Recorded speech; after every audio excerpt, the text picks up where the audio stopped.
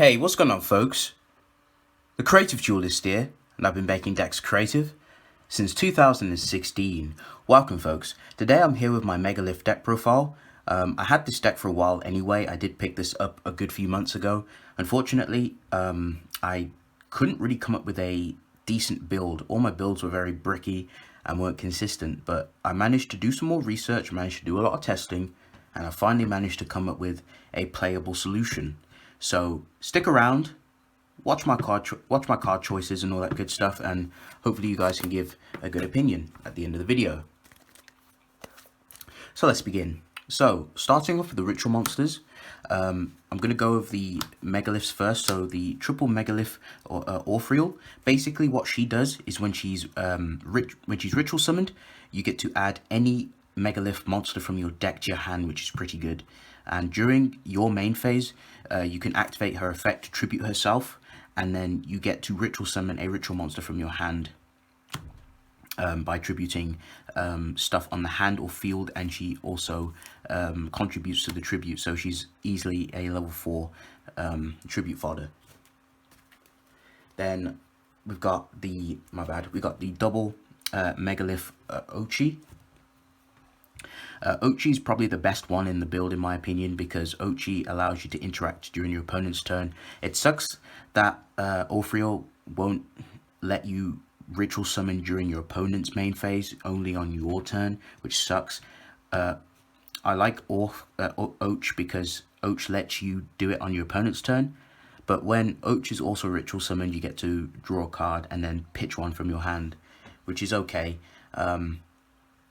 But I usually like to use Och for the interaction. So say, you know, if I want to get the Chaos Max ritual monster on the field, or if I want to summon the Beroth, the Bethor, I think it's called, and you can just nuke your opponent's field, which is pretty nice. And then for the last of the little statues, I've got the one Haggith. Haggith is just there to search for your Megalith spells and traps. I always search the field spell upon summon, and this card is also good, but it kind of sucks. Again, it's the same with the Orphreal. You can only ritual summon on your turn, which kind of sucks. But that's going to round up the little guys, the little weeping angels. It reminds me of the weeping angel from Doctor Who. But onto the bigger and badder Megalith monsters. So we got the triple Aratron. Aratron is good because his effect is a quick effect. So you can basically you can pitch him from the hand and ritual summon, and basically it allows you to ritual summon one Megalith ritual monster from your hand, which is pretty good.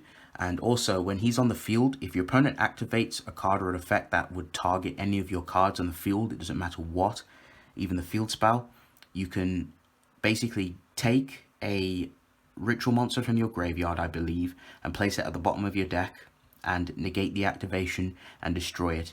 Unfortunately, the negation effect is only once per turn, but it's still a decent effect nonetheless.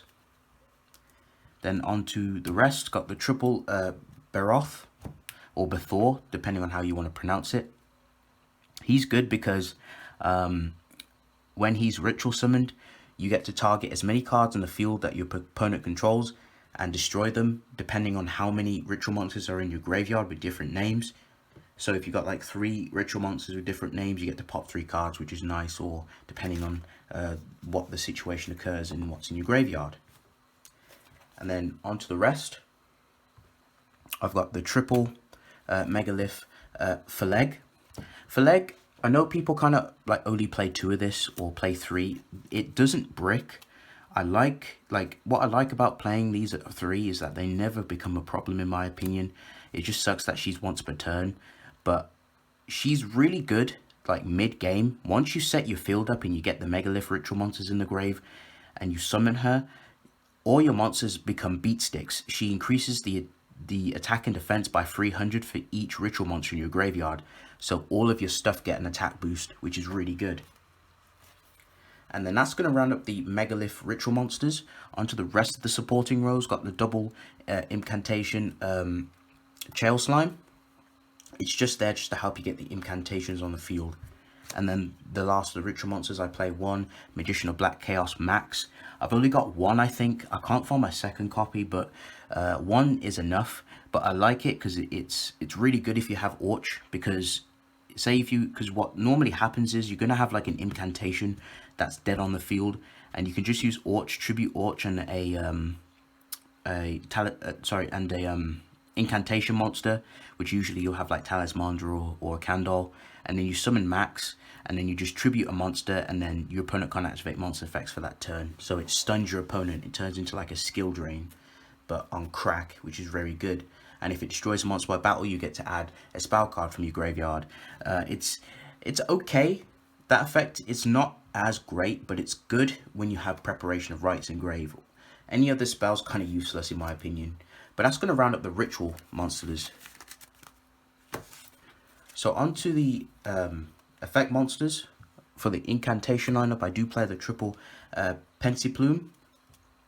I was playing this at 2, but I think 3 is okay because 9 times out of 10 you're always going to get ritual monsters engraved, and you want to get utility from them because they don't do anything else for you engrave, and you want to recycle them.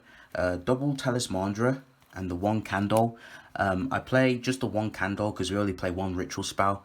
The ritual monsters treat themselves as the ritual spell, which is very interesting. It's quite ironic. So that's why we really play 1 Candle. Any more is pointless. It's just bricky. And the Talismandra, I might even bunk to 3 because Talismandra just searches for your ritual monsters. And then of course got the double Manju of 10,000 Hands just to help you search for, you're mainly going to search your ritual monsters. You can also play Senju in this build, but I can't find my Senjus. And then also the Spice, I got the triple Lich Lord. This card is so amazing. It helps me out in certain situations where I don't have enough tribute fodder. Because basically when Lich Lord is tributed, it activates its effect. It's compulsory. You have to add it back to your hand when you use it. For a tribute by a card effect, which is very good. So you can just keep getting it back to hand. I know there was different options like I think it's called like Cyber Angel Ben 10. You can play the Ben 10 to help you search for the Manju or the Senjus if you want to go down that route, but I chose not to. I like Lich Lord. And then for the last of the effect monsters, I do play the triple Vanity's Ruler.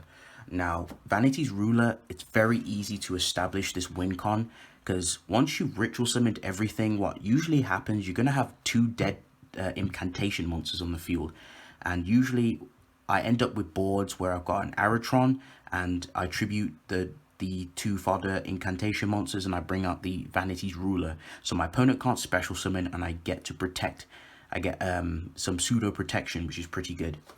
So triple Vanity's Ruler, which is really good. I didn't play Vanity's Fiend because Vanity's Fiend sucks. Just doesn't work for this build. But yes, folks, that's going to round up the whole monster lineup, folks.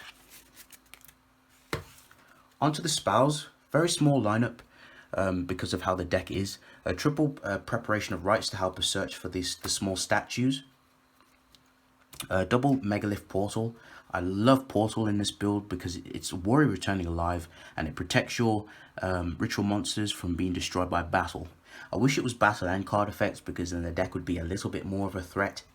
But you know, I can't complain too much. And then I've got double extra Foolish Burial, of course, just to send off the Herald.